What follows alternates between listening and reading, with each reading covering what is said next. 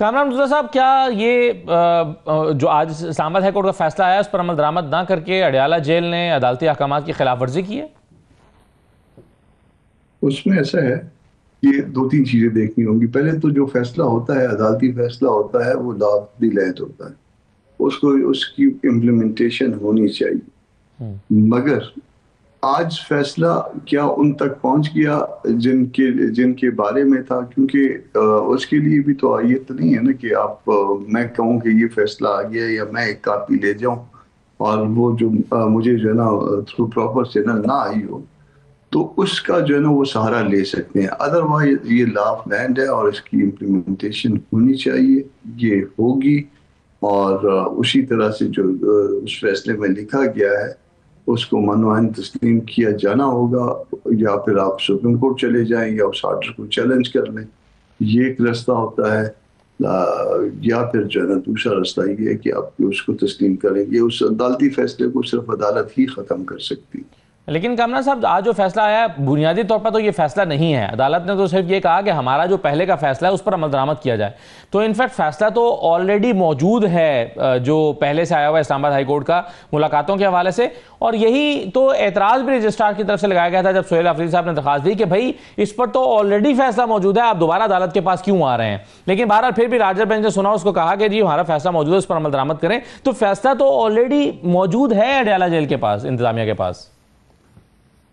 اس میں اب وہ فیصلہ موجود ہے اور فیصلے میں شاید یہ لکھا ہوا ہے کہ لسٹ پرووائڈ کرنی ہے. اب اس کا میکنزم کیا ہے، آیا وہ بھی فیصلے میں لکھا ہوا ہے یا نہیں لکھا ہوا، یا وہ لسٹ کب پرووائڈ کرنی ہے، کتنا پہلے ان کو پرووائڈ کرنی ہے، اور اس کو یہ تو ایس او پی آلریڈی بنا ہوا ہے سر. یہ کامران صاحب، اس پر ابتدا میں کچھ عرصہ ملاقاتیں ہوتی بھی نہیں اس ایس او پی کے تحت نہیں ہوئی ہے. تو آج کی بات اس کو امپلیمنٹ کرنا پڑے گا، یعنی کہ اسے امپلیمنٹ کرنا پڑے گا. ٹھیک ہے، اس میں اب ان کے پاس ایک وہ ایکسکیوز ہوگا کہ جی ہم تک پہنچا نہیں تھا آج کا آرڈر، یا ہمیں پتہ نہیں تھا اور یہ لے کے آئے تھے اور ہم نے جو نا وہ فرض کر لیجیے. یہ بھی کہا جا سکتا ہے کہ ہم نے جو نا وہ لیگل اوپینین لینا تھا کہ کیا کیا جائے. تو وہ اتنا سپیس ہوتا ہے اس میں کہ آج کے فیصلے کو آج امپلیمنٹ نہیں کیا جا سکتا، مگر بہرحال امپلیمنٹ کرنا پڑے گا.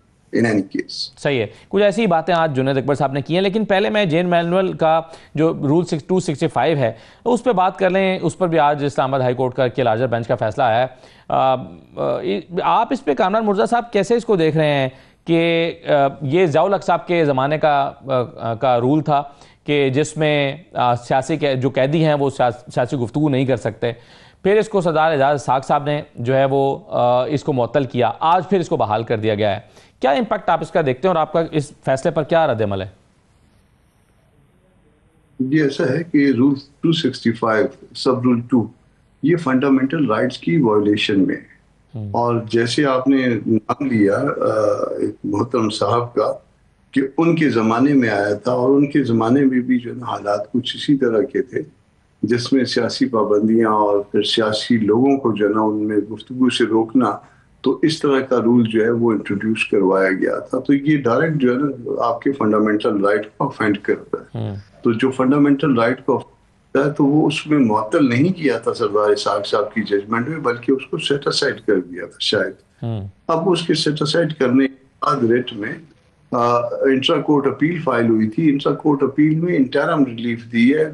اس کو وہ جو ججمنٹ ہے سردار اسحاق صاحب والی اس کو معطل کیا ہے. اس میں اس ججمنٹ کی کو مطلب یہ ہوا کہ رول 265 جو ہے اس کا سب رول 2 دوبارہ جو ہے فیلڈ میں آ گیا. تو پھر سیاسی پابندیاں جو ہے نا سیاسی گفتگو پہ پابندی، مگر میرے خیال کے مطابق یہ دستور کی مطابقت میں رول نہیں ہے. اور دستور جو ہے وہ کسی شخص کو بھی، بھلے وہ قید ہو، بھلے وہ کنویکٹ ہو، بھلے اس نے اس سے بھی بڑے جرم کیے ہوں جیسے کہ سیاسی لوگوں کے اوپر الزامات ہوتے ہیں، سٹل ان کے فنڈامنٹل رائٹ کو آپ نہیں ٹیک اوے کر سکتے. سو اس کے لیے کامران صاحب اگین اب لیگل ریمیڈی کیا ہے؟ اس فیصلے کو چیلنج کرنا پڑے گا، سپریم کورٹ جانا ہوگا؟ نہیں، اس میں چونکہ انٹرم آرڈر ہے تو انٹرم آرڈر کے اگینسٹ جو ہے نا نارملی سپریم کورٹ جو ہے وہ پٹیشنز انٹرٹین نہیں کرتی. تو اس کا طریقہ تو یہی ہوگا کہ ادھر ارجنٹ ہیئرنگ کی اپلیکیشن دی جائے کہ آپ نے ایکس پارٹی اس کو سسپینڈ کر دیا ہے، آپ اس کو ریگولر میں لیجیے اور اس کو سن لیجیے اور ادھر وے ڈسپوز آف کریے کیس کو، اپیل کو۔ صحیح ہے سر۔ اب اس کی موجودگی میں کامران صاحب ایک اور مسئلہ یہ ہے، فرض کیجئے اب یہ جب تک یہ سسپینڈ نہیں ہوتا تو اس پر اگر سہیل آفریدی صاحب جا کے ملاقات کرتے ہیں تو وہ اس سے حال احوال لے سکتے ہیں اپنی حکومت بنانے کے حوالے سے، پالیسیز اور کابینہ کے لیے مشاورت، یہ سب نہیں کر سکیں گے؟